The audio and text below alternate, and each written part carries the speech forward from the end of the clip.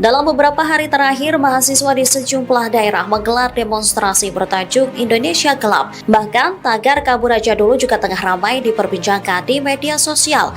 Indonesia gelap, kabur aja deh. Kabur aja loh. Indonesia gelap.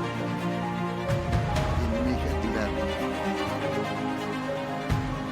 Sorry ya. Indonesia cerah.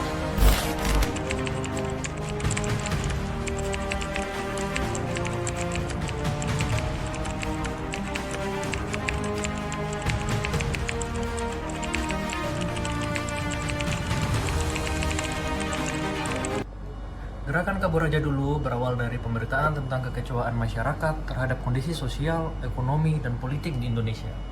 Ungkapan ini viral karena mewakili rasa lelah rakyat menghadapi situasi yang dianggap tak kunjung membaik. Wajar jika ada yang merasa ingin kabur dulu, karena itu bisa menjadi pelarian sejenak di tengah tekanan hidup dan ketidakpastian.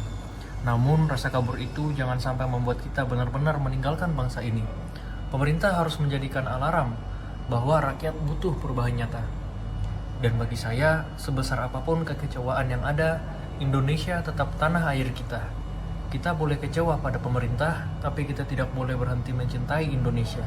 Karena cinta kepada negeri ini lebih besar dari sekedar alasan untuk kabur. Terima kasih.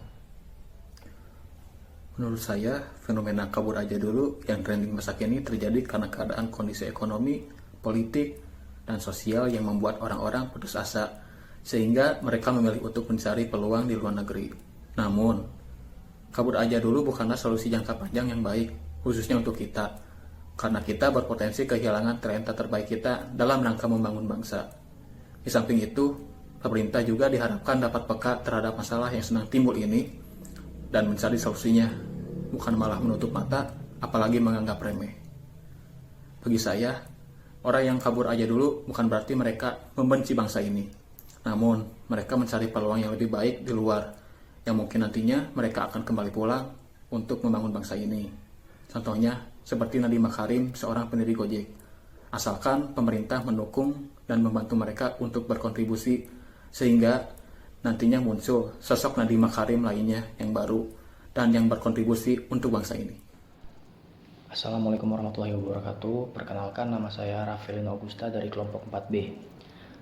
Jadi di video kali ini saya akan mengomentari sedikit mengenai hashtag kabur aja dulu yang baru-baru ini viral di media sosial. Jadi di sini saya punya 5 poin utama mengenai hashtag kabur aja dulu. Yang pertama, hashtag tersebut mengabaikan persatuan dan tanggung jawab kebangsaan. Karena sebagai warga negara, kita punya ikatan moral dan politik dengan bangsa Indonesia.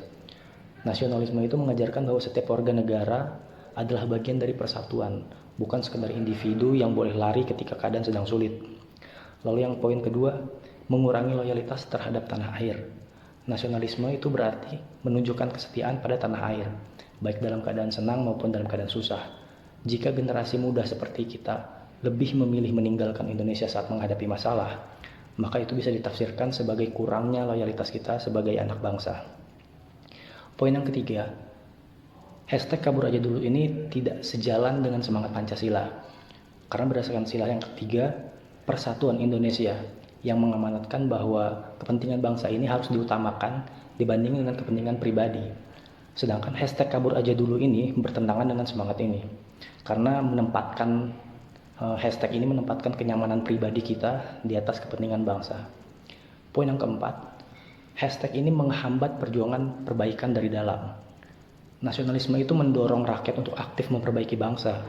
Jika banyak anak muda yang kabur, keluar, maka Indonesia akan kehilangan energi dan semangat perubahan. Dan poin yang kelima, yang terakhir, hashtag ini juga akan berpotensi menjadi ancaman identitas nasional.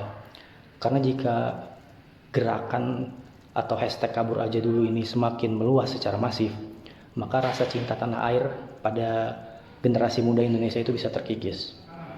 Terima kasih. Jadi, menurut pendapat saya, gerakan kabur aja dulu bisa dipahami sebagai refleksi ketidakpercayaan masyarakat terhadap sistem atau aparat. Gerakan tersebut bisa diartikan sebagai kritik tak langsung kepada pemerintah. Jika masyarakat kabur, berarti ada yang salah dengan cara pemerintah mendengar atau mengelola aspirasi. Untuk itu, saya selaku ASN bersama dengan pemerintah harus melakukan evaluasi komunikasi publik demi membangun kembali kepercayaan dan membuka ruang partisipasi yang sehat. Fenomena gerakan kabur aja dulu semakin sering terdengar di sekitar kita. Sekilas tampak sebagai candaan di media sosial.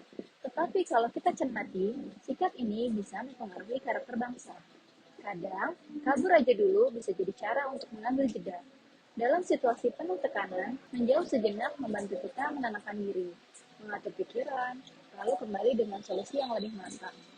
Jadi, kabur bisa dipandang sebagai strategi sementara, bukan akhir dari perjuangan. Namun, bila kebiasaan ini berlangsung terus-menerus, maka akan merugikan. Menghindar dari masalah sama dengan meninggalkan tanggung jawab. Kalau budaya ini tumbuh, rasa nasionalisme bisa terkikis, dan bangsa akan kesulitan menghadapi tantangan bersama. Menurut saya, gerakan kabur aja dulu itu tanda lemahnya tanggung jawab. Sebagai CPNS, kita dipersiapkan untuk menjadi pelayan masyarakat. Kalau menghadapi masalah saja kita memilih kabur, berarti kita belum siap mengabdi.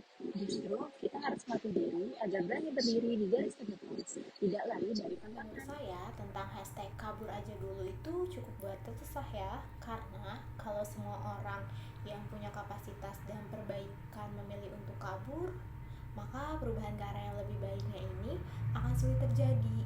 Bangsa ini gak akan maju kalau ditinggal oleh orang-orang yang mestinya jadi agen perubahan. Kita butuh orang-orang yang berani tinggal, yang gak cuma pintar, tapi juga peduli. Yang gak cuma mengkritik, tapi juga ikut membangun. So, pergi itu pilihan, tapi bertahan itu perjuangan. Menurut pendapat saya tentang gerakan kabur aja dulu adalah ya saya mengerti gerakan kabur aja dulu ini berasal dari kesulitan dan susahnya para masyarakat mencari kerja di sini, di mana mereka menganggap pemerintah tidak bisa memberikan lapangan pekerjaan di sini.